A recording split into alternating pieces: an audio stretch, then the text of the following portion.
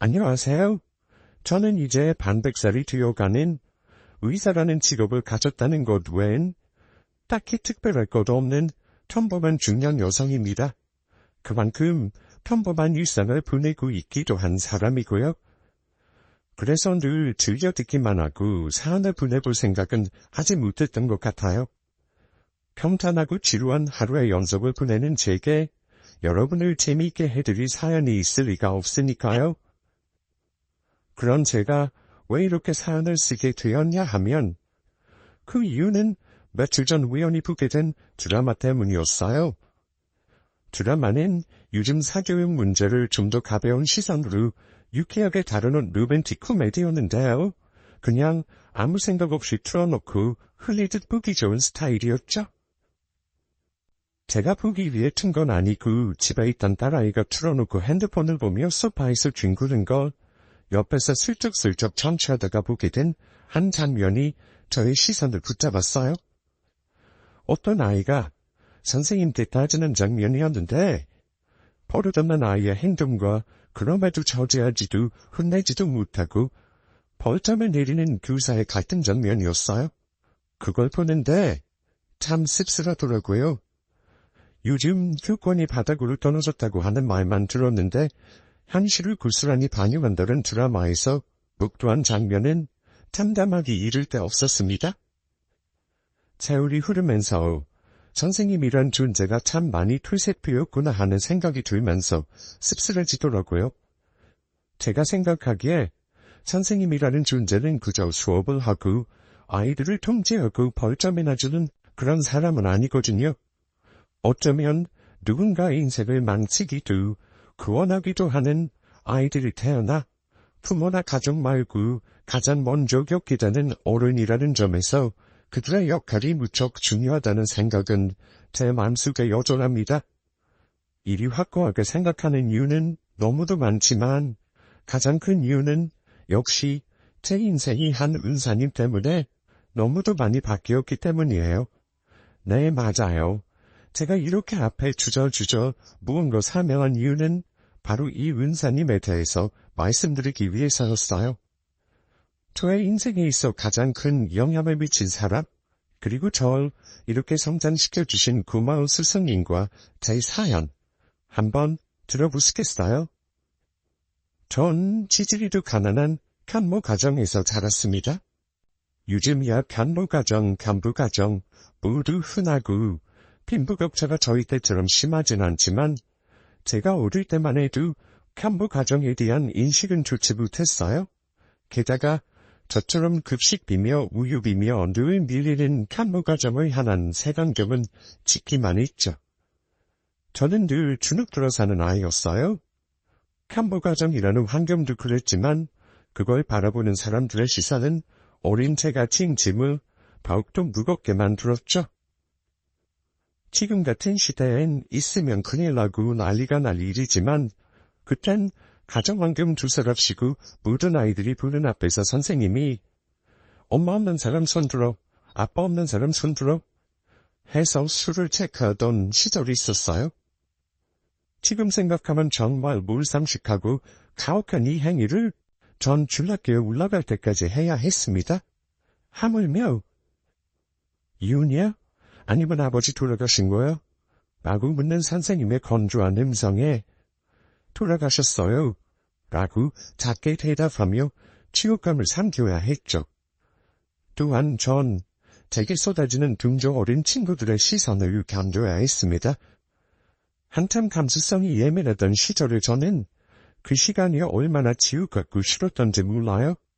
정말 친구들 앞에서 발가벗겨져 서 있는 기분으로 1년에 한 번 학기 초에 그 과정을 맨살로 견뎌야만 했어요.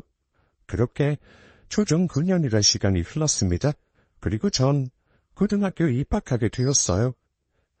1학년 2반 낡은 책상 앞에 앉아 그만큼 낡은 교탁 앞에선 입방순 선생님을 그때 처음 만나게 됩니다. 담임 선생님은 자신의 이름을 이영순이라고 칠판에 적으셨습니다. 과목은 국사였고 무척 도회적인 얼굴에 얹혀진 커다란 안경이 인상적인 분이셨어요. 자, 내 이름은 이영순이고 별명은 이방술이다. 물론 이 별명을 좋아하진 않는다. 다만 굳이 부르고 싶다면 나 없을 때 부르도록. 선생님의 유쾌한 자기소개, 아이들은 깔깔 넘어갔죠. 아이들은 벌써부터 빵순쌤 하며 소리를 질러댔고, 저도 왠지 선생님이 무척 좋았습니다. 뭔가 멋지고 쿨한하는 선생님이 내 이름을 기억해 주었으면 좋겠고, 날 예뻐해 주셨으면 좋겠고, 그런 생각이 짙어질수록 저는 긴장했어요. 새학년이 시작이 되었으니 의뢰 가정환경 조사를 해야 할 테니까요. 중학교를 졸업하고 고등학교까지 왔는데 선생님과 친구들에게 아빠 없는 불쌍한 아이, 엄마와 가난하게 사는 가엾은 아이라는 각인을 찍게 될 순간에 많은 짐을 삼키며 기다리고 있었습니다.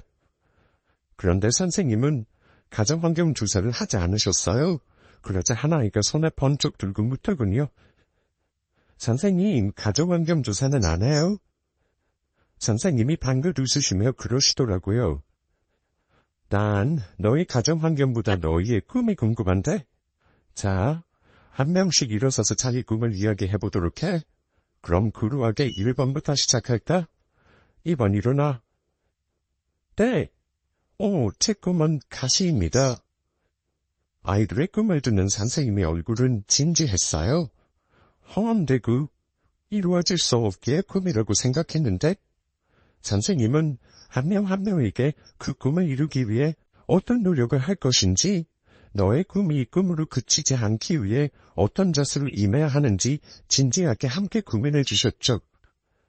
다음 25번, 김영미 일어나서 네 꿈을 말해봐.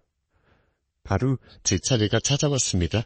저는 놀란 듯 자리에서 벌떡 일어나 긴장된 표정으로 누군가 한 번도 가난한 제게 물어봐 주지 않았던, 누구도 궁금해하지 않았던 꿈을 처음으로 입 밖으로 내게 되었습니다. 저는 의사가 되고 싶습니다. 의사?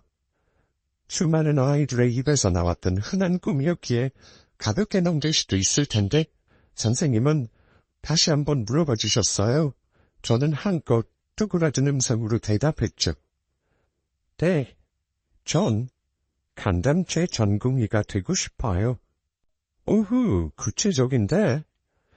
왜 하필 간담체요? 어머니가 간이 안 좋으셔서요. 엄마 간에 고쳐드리고 싶어요.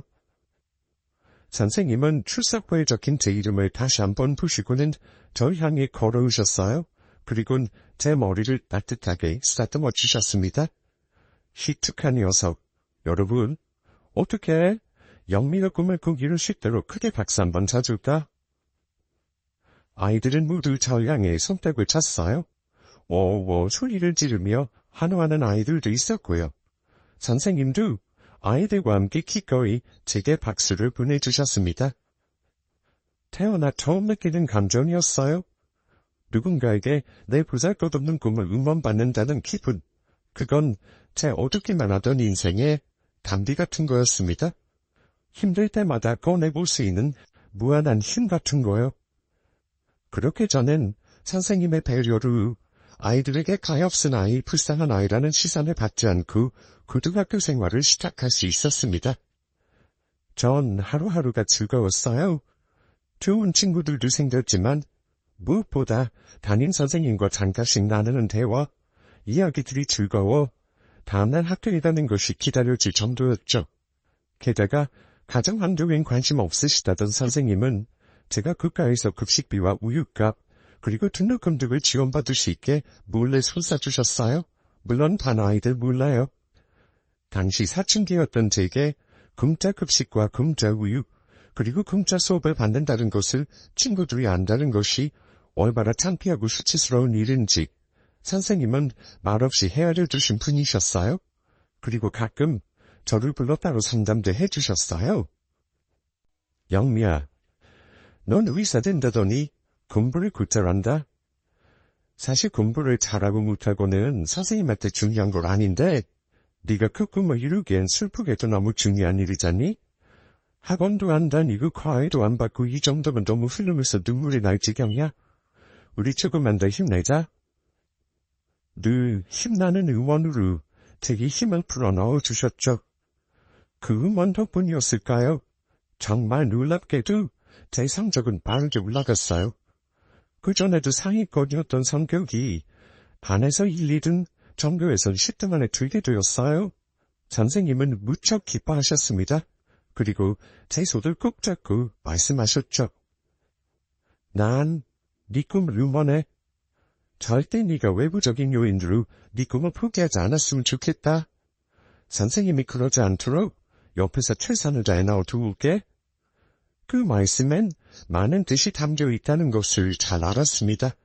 저는 고개를 끄덕여 선생님의 진심에 대답했어요. 그런데 불행은 그렇게 꼭 행복할 때 찾아오는 모양이에요. 그때 제게도 불행이 닥칩니다. 바로 병으로 아프시던 어머니가 갑자기 쓰러지신 거예요. 수업 도중에 그 소식을 접한 저는 황급히 병원으로 뛰어갔습니다. 그리고 병원에서는 3개월 안에 수술하셔야 합니다. 그때까지 수술 안 하시면 생명 위독할 수 있어요. 나는 천천병력 같은 말이 돌아왔습니다. 저 수술비는 얼마나 들까요? 병원비는요? 어머니가 위독하신데 수술비를 먼저 걱정해야 하는 제가 너무 싫었습니다. 그때 당시 가난한 집안 형편에 부흥이란 게 있을 리도 없었고 그 고급을 마련하기 위해 팔 집도 재산도 없었죠. 병원에선 1,000만 원 정도 예산해야 한다는 말이 돌아왔어요. 눈앞이 캄캄하더군요. 겨우 17살인 제게 1,000만 원은 너무도 큰 거금이었습니다. 어떻게도 마련할 수 없는 돈이었죠. 병원에 나서며 저는 억척스럽게 눈물을 닦았습니다. 울고 있을 때가 아니었거든요. 제겐 단 한 명뿐인 가족인 엄마를 수술도 못하고 보낼 수는 없었어요. 제 꿈 따윈 어머니의 죽음 앞에선 아무것도 아니었죠. 그래서 저는 다음 날부터 학교를 나가지 않았습니다. 곧장 식당에 취직했습니다. 밤에는 식당에서 일하고 낮에는 목욕탕에서 카운터를 보며 잡일을 했어요. 그렇게 하면 대충 한 달에 120만 원 정도는 손에 쥐겠더군요. 어찌어찌 해볼 수 있진 않을까 하는 기대를 품고 아무런 생각도 없이 밤낮 없이 열심히 일했죠. 그렇게 일주일쯤 지났을까요? 제가 식당 주방에서 열심히 설거지를 하고 있을 때였습니다. 영미학생, 누가 찾아왔는데 한번 나가봐. 사장님의 목소리에 전 의아해 물었습니다. 저를요? 누가요? 찾아올 사람 없는데. 선생님이시라던데. 순간 심장이 철렁하고 바닥으로 내려앉았습니다. 이곳은 어떻게 알고 오신 걸까요? 전 한급히 고무장갑을 벗고 푹 일어나섰죠. 그곳엔 얼굴에 어두운 그늘을 만든 선생님이 서 계셨어요. 영미야, 선생님, 여긴 어떻게 오긴, 선생님은 원래 모르는 게 없어요? 하며 방긋 웃으시더라고요. 전 사장님의 배려로 선생님과 잠깐 밖에서 이야기를 나누게 되었습니다. 너 일한다고 학교 무단 결석한 거야? 선생님의 물음에 저는 고개를 두어릴 뿐 어떠한 말도 하지 못했어요. 늘 절 응원해 주시던 선생님이셨기에 죄송한 마음과 서러운 마음이 한 번에 북받쳤죠. 영미야, 어머니 소식은 들었어. 지금 막 병원을 들렀다가 오는 길이야. 하며 제 손을 꼭 잡으시더군요. 설거지한다고 생긴 습진을 가만히 매만지시던 선생님이 긴 한숨을 내쉬셨어요.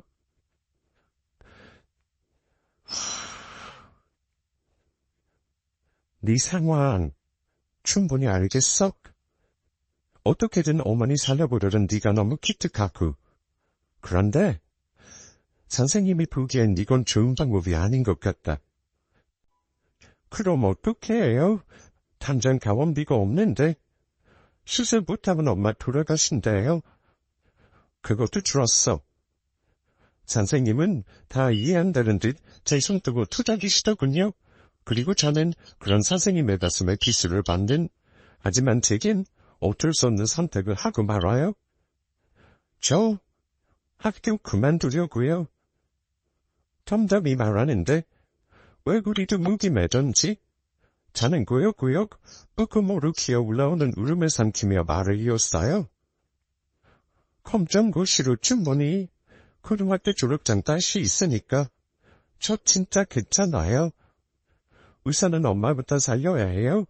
아니면 저 평생 엄마를 살리지 못했다는 짐을 지고 살아야 할 것 같아요.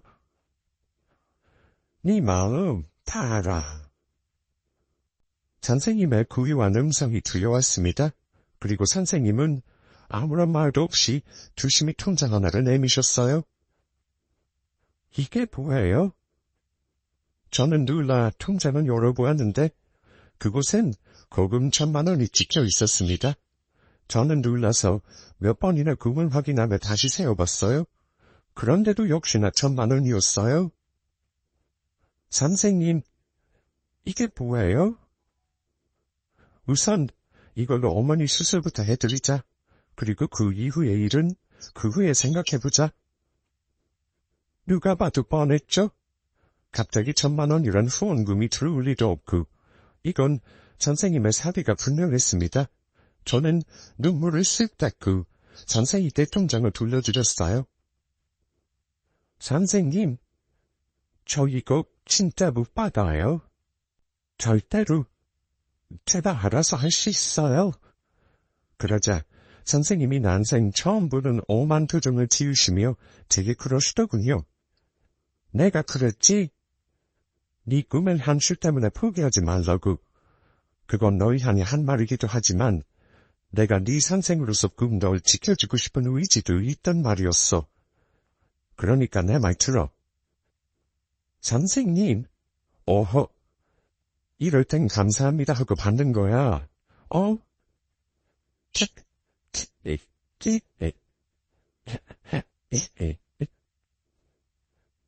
저는 끝내 눈물이 터지고 말았습니다. 며칠 내내 참고 있던 서러움과 울음이 결국 선생님의 앞에서 풍물 터지듯 터져 흐르고 만 거죠. 온 공부는 제 머리통을 천천히 쓸어 넘기시던 선생님이 그러시더군요. 선생님이 직접 병원비 내고 수술비 내면 그만인데 왜 안 그랬는지 알아? 바로 네가 직접 어머니 목숨 살리던 그 순간을 평생 잊지 말라고. 비록 이번엔 돈으로지만 지금 그 마음 그대로 기억했다가 다음에 커선 직접 수술실에서 환자 살리라고. 내 말 무슨 뜻인지 알지? 대행. 전 선생님이 지어주신 통장을 손에 꼭 쥐고 다짐했어요. 꼭 선생님의 기대에 부응해 보이겠다고. 멋진 의사가 되어서 선생님의 이 마음과 은혜를 보답하겠다고. 그렇게 어머니는 방선 선생님 덕분에 수술을 받으셨고 수술은 성공적으로 끝났습니다. 어머니는 조금 느리지만 건강을 회복하고 계셨고 반년 후 일상으로 돌아오실 수 있었어요. 어머니가 병원에 누워 계신 반년간 저는 참 치열하게 살았습니다. 수술비와 병원비는 어떻게 마련했다지만 생활비가 없었거든요. 낮에는 학교에서 공부했고 밤에는 편의점에서 아르바이트를 해서 생활비를 충당했어요. 선생님도 저의 그런 마음까진 말리진 못하셨고요. 편의점에서 밤을 새워 일하고 학교에서 수업을 듣고 이게 정말 쉬운 일이 아니었어요. 커피가 흐르기 일쑤였고 밥은 늘 편의점에서 유통기한 지난 도시락과 김밥으로 때웠죠. 그렇게 지내던 어느 날이었습니다.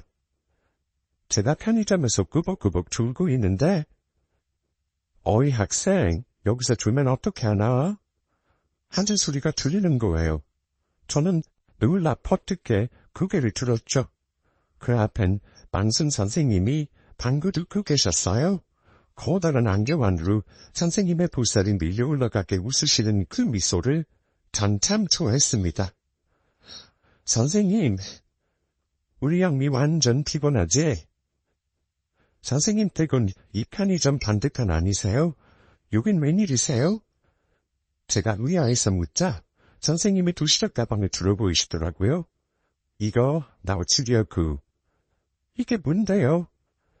저는 갈색 구지하게 굵게 쌓인 3단 도시락을 열었습니다. 그 안엔 김치며 멸치며 고등어조림이며 반찬이 빼곡하게 들어있었죠. 선생님이 손맛이 좀 그래서 우리 엄마한테 해달랬어. 꽤 맛있을 거야. 네. 저희 먹이려고 어머니에게까지 부탁해 반찬을 싸우신 거예요. 언뜻하게도 일주일은 넉넉히 먹고도 남을 아니었어요. 선생님도 엄마가 계신 줄은 몰랐어요. 저의 엉뚱한 말에 선생님이 깔깔 웃으시더라고요. 왜? 참나, 나도 엄마 있어. 저는 당장 편의점 테이블에 반찬을 올려두었어요. 인스턴트 쌀밥을 2개 돌려 선생님과 제 앞에 나란히 놨어요. 같이 먹어요, 선생님. 그래, 같이 먹자. 그날 밤 선생님과 함께 나눠 먹은 도시락 맛은 아직도 잊혀지지가 않아요.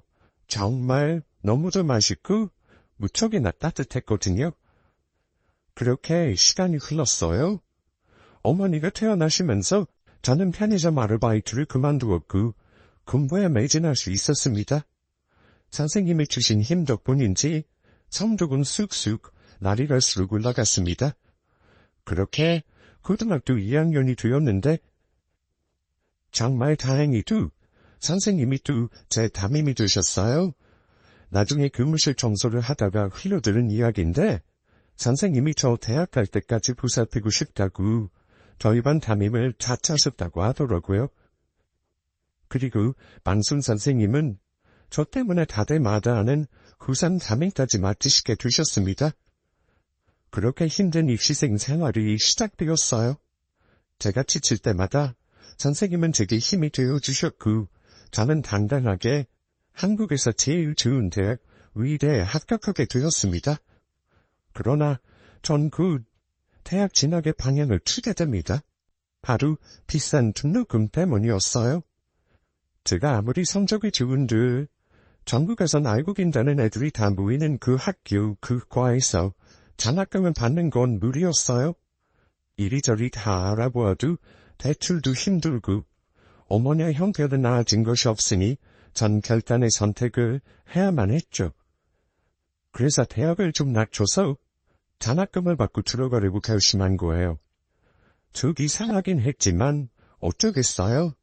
저는 눈치가 빤하고 또래보다 상황 파악과 주제 파악이 빨랐던 현모 가정에서 자란 가난한 아이였는걸요. 그런 제게 또다시 방순 선생님은 구세주가 되어주셨습니다. 그것도 아주 합리적인 방법으로요. 내가 너 대학 등록금 후원해주려고? 네? 후원이요? 그래, 후원. 사실 내가 따로 기부하는 곳이 있는데 가만히 생각해보니까 지금 내 새끼 발등에 불 떨어졌는데 누굴 돕나 싶더라고. 그 돈으로 너 후원해주는 거니까 부담 가지지 말고 그냥 원래 가려던 대학 가. 또 저의 위기에 순간 저를 도와주시는 선생님께 감사한 마음과 함께 죄송한 마음이 밀려왔어요. 선생님.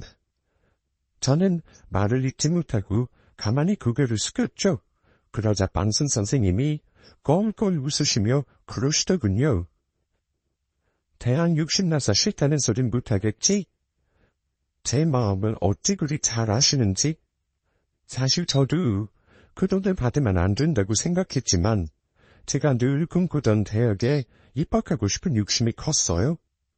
사정이 안 되니까 더 아쉽기도 했고 사실은 제가 전 한동도 엄청 원망하기도 했었거든요. 제가 말을 잇지 못하고 만설이자 선생님이 웃으시며 그러시더군요. 그 욕심 절대로 버리지 말고 열심히 치열하게 멋지게 해내.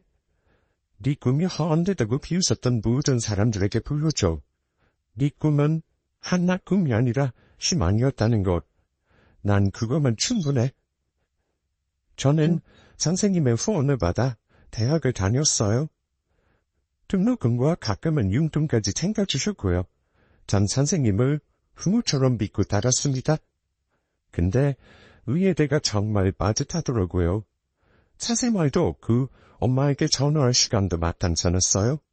차라리 공부에 치여 살던 옛과 인연이 더 편했을 정도로 흥가로 올라가자 정말 눈코 뜰 새 없이 잠잘 시간 없이 바빠졌어요. 그러면서 감사한 방순 선생님과의 연락도 뜸해줬죠. 살기 바쁘다 보니 그때 그 간절한 거 감사함은 금세 잊혀지고 치열한 현실만 눈앞에 놓이더라고요.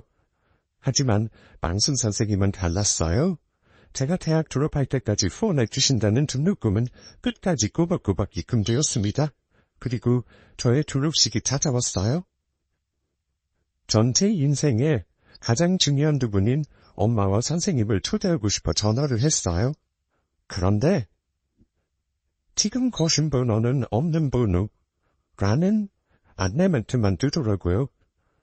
무슨 일인지 싶어 학교에 연락을 해보니 선생님께서 사표를 내시고 그만두신 지 꽤 되었다는 거예요. 저는 순간 선생님께 소원했던 제가 원망스러웠습니다. 그렇게 사랑하시던 교정을 떠나 선생님은 어디에 계신 걸까? 혹시 무슨 큰일이라도 생기신 건 아닐까? 그래도 마지막까지 내 등록금을 내주셨으니 큰 문제는 아닐 거야. 어른들은 늘 복잡한 일이 생기기 마련이니까 다 해결되시면 연락 오실 거야. 저는 그렇게 선생님께 소홀했던 제 자신의 죄책감을 위로했습니다. 그렇게 세월은 속절없이 흘러 어느덧 20년이란 시간이 지났어요. 그동안 저는 선생님께 말씀드렸던 제 꿈처럼 간담죄 전문의가 되었고 유명한 대학병원에서도 그의 이름난 의사로 성공하게 되었습니다. 늘 밀린 학회, 논문에, 진료에, 수술까지 하루가 빠듯하게 선생님의 말씀대로 치열하게 오늘 하루를 살아내고 있었습니다. 그 수술이 있을 환자의 병실로 바삐 하나 되었어요. 간호사들과 인턴들이 모여 수군거리고 있더라고요.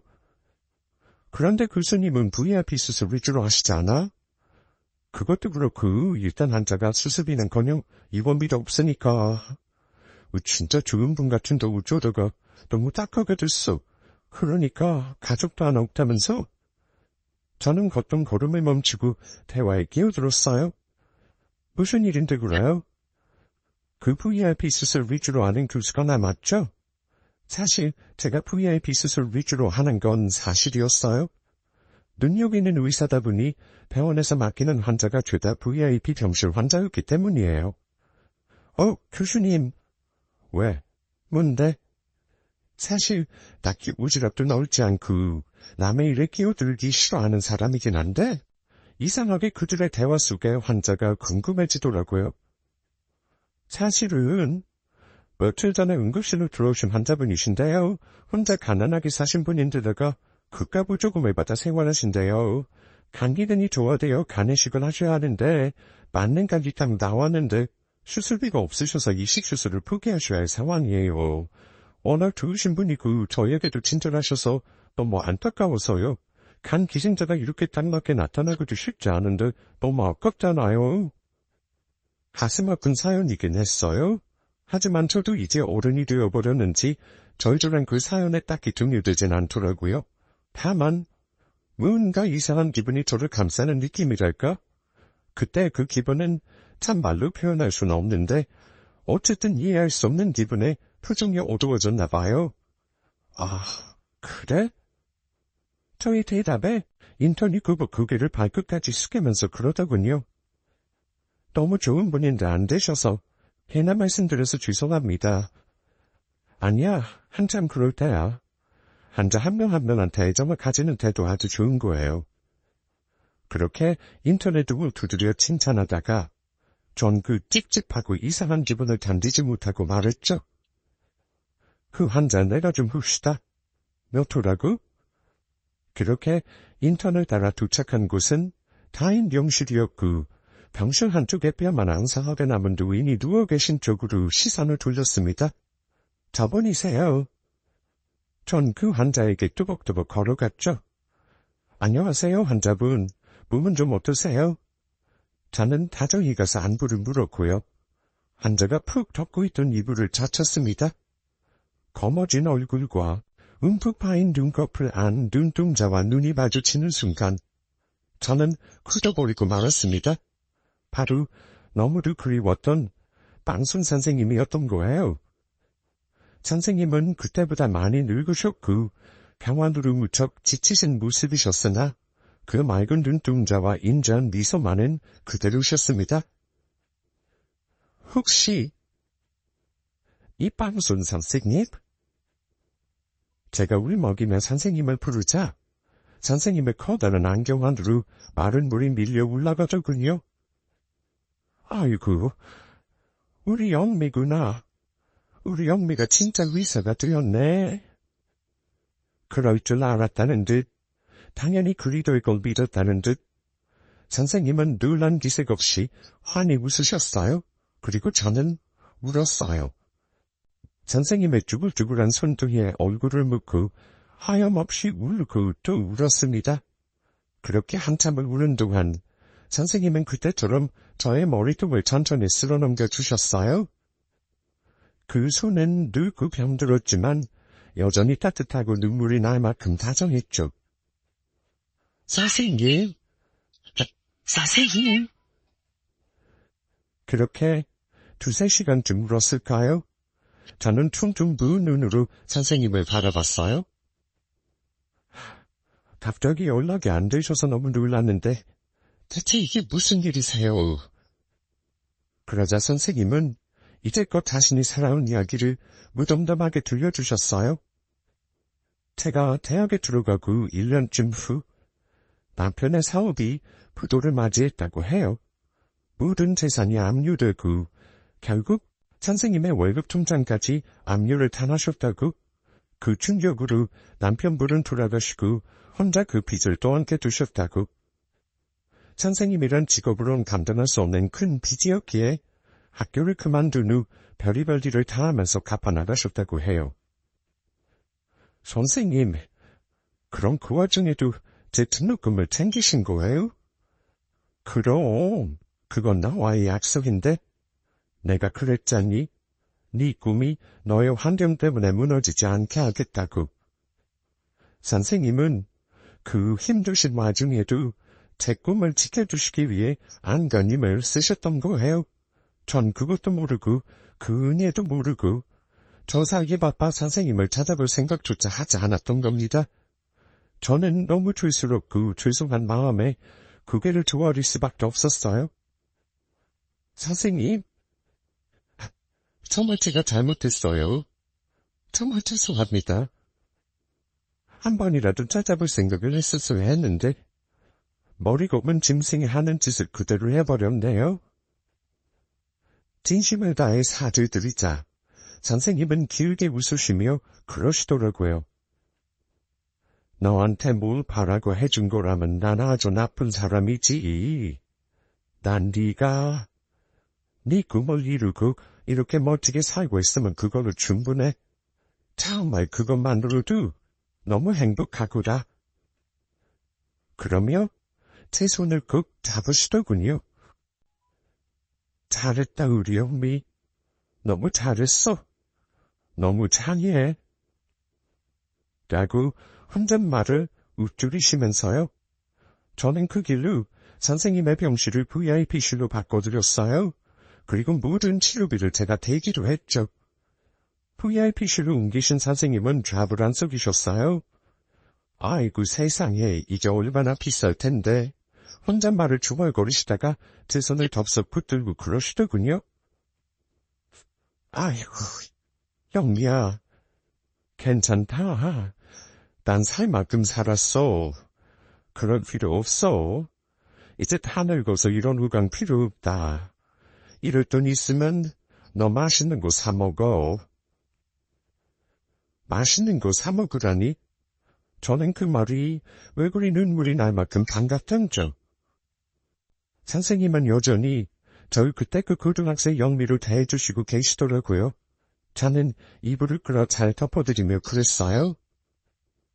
선생님은 전 아직 무슨 고등학생으로 아시는 거예요? 저 이 병원비 다 내고도 맛있는 거 사 먹을 수 있을 정도로 많이 벌거든요. 걱정하지 마세요. 그리고 선생님 병은 제가 꼭 말끔하게 고쳐드릴 거니까 그렇게 하시고요. 곧바로 저는 차트를 뒤졌습니다. 선생님은 간경변이 상당히 진행된 상태로 병원에 오셨더군요. 그전 치료 기록도 없는 걸로 봐선 혼자 병을 키우신 것 같았어요. 조건이 많은 간 이식 환자가 있다는 말에 조금 더 알아보니 선생님의 경우는 하늘이 좋은 케이스였어요. 비록 난도가 있긴 하지만 수술만 하면 건강해지실 수 있을 것도 같았고요. 저는 빠르게 수술을 결정했고 날짜를 잡았습니다. 빡빡하게 잡힌 수술 스케줄을 조정하고 선생님을 위한 수술날을 최대한 빠르게 잡았습니다. 공여자가 나타났을 때 그점 수술하지 않으면 또 언제 선생님과 많은 간 공여자가 있을지 모르는 일이기 때문이었어요. 저는 수술을 서둘렀고 수술 날짜는 그렇게 빠르게 다가왔습니다. 그 사이 저는 매일 선생님을 뵀습니다. 그리웠던 선생님을 언제고 볼 수 있다는 생각에 너무도 기뻤고 행복했어요. 비록 선생님은 감화에 많이 지친 모습이셨지만 그때처럼 밝고 매사에 긍정적이셨어요. 다만 내가 너한테 신세로 너무 크게 지는 것 같은데 내게 짐이 되고 싶지 않아? 라는 말을 하셨죠? 저는 그런 선생님의 손을 꼭 잡았습니다. 엄마의 수술비를 주셨던 당시 선생님께서 제게 했듯 단호하게 말했습니다. 선생님은 제게 꿈을 잃지 말라고 하셨죠. 주변 환경 때문에 꿈을 포기하지 말라고요. 저는 그 말 한마디를 발판 삼아 여기까지 버티면서 왔어요. 그렇게 가르치신 선생님이세요. 지금 저를 있게 해주신 분이 바로 선생님이라고요. 그러니까 선생님을 사셔야 해요. 앞때까지 사셔서 제 곁에 있어주셔야 해요. 그렇지 않으면 전 평생 죄책감에 시달릴 거예요. 그리 간곡히 말하자 선생님은 더 이상 제게 미안한 기색을 하지 않으셨어요. 그리고 살기 위해 부단히 노력하셨죠. 약도 챙겨 드시기 시작했고 음식도 골고루 잘 챙겨 드셨어요. 수술하려면 체력이 좋아져야 한다며 산책도 하시고 잠도 잘 주무시려 노력하셨죠.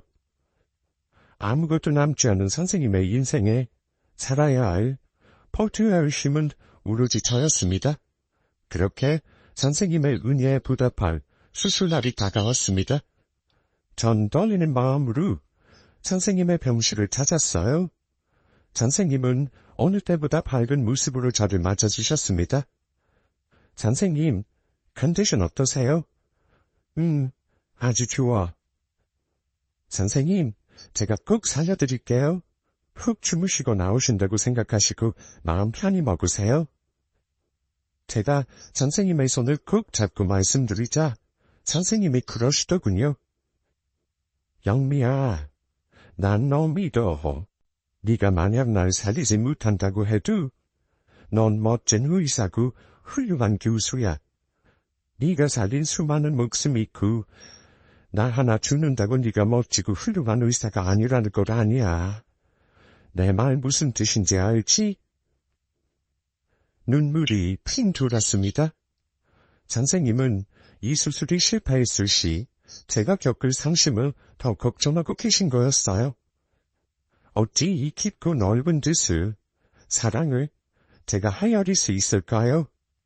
저는 뿌옇게 흐려진 시야를 씩씩하게 닦아내며 선생님을 향해 웃었습니다. 그럼요, 선생님. 근데 그런 걱정은 하지 마세요. 무슨 수를 써서라도 제 손으로 선생님 살릴 거예요. 그러기 위해서 제가 의사가 된 것 같아요. 수술은 어려웠습니다. 세상에 어떤 수술도 쉬운 것이 없다지만 사랑하는 선생님의 배를 거르고 간을 떼어내고 다른 사람의 간을 안전하게 이식하는 그 수술 시간이 제겐 어느 때보다 긴장되고 떨리는 순간이었습니다. 순간순간 찾아온 위기의 순간도 있었고 혹시 내 손으로 선생님을 돌아가시게 하는 건 아닌가 두려웠던 순간도 있었습니다. 하지만 전 해냈어요. 이반순 선생님의 제자답게 멋지게요. 선생님은 빠른 회복세를 보이셨어요. 간 이식 경과도 너무 좋았고 합병증도 없이 말끔했죠. 전 저희 집 바로 옆집에 집을 구했어요. 문만 열면 몇 발자국 가지 않아도 되는 바로 옆집에요. 건강해지신 선생님의 태운 수속을 밟고 선생님을 모시고 차에 탔습니다. 어디로 가는 거야? 그냥 저만 믿고 따라오세요. 그리고 제가 집을 보여드리자. 선생님은 순간 할 말을 잃으셨다가 끝내 눈물을 보이셨어요.